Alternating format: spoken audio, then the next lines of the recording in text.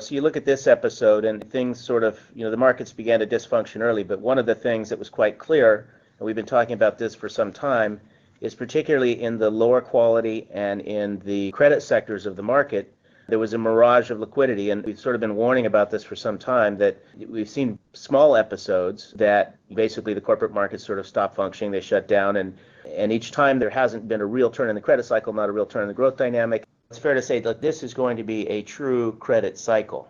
How bad it is, what the default rates ultimately go to, certainly we're going to be going through a major downgrade and default cycle with so many different sectors of the economy, particularly those that are more levered or exposed to the obvious problem areas.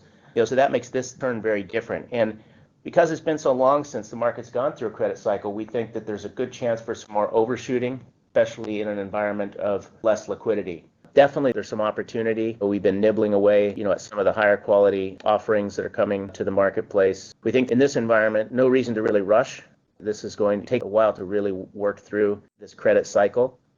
I think it's useful to emphasize, we haven't changed our view of what core should be, what core plus should be. It's a focus on quality, it's a focus on liquidity, focus on diversification. We think total return will continue to have that negative correlation with risky assets.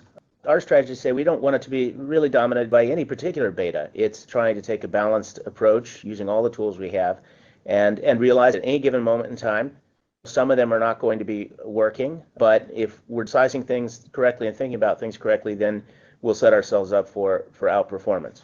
We have the liquidity and the flexibility in this strategy to start to take advantage of some of these dislocations as they occur throughout this cycle, and we think there'll be a lot. And so it's a much better alpha environment than we've had for the past several years.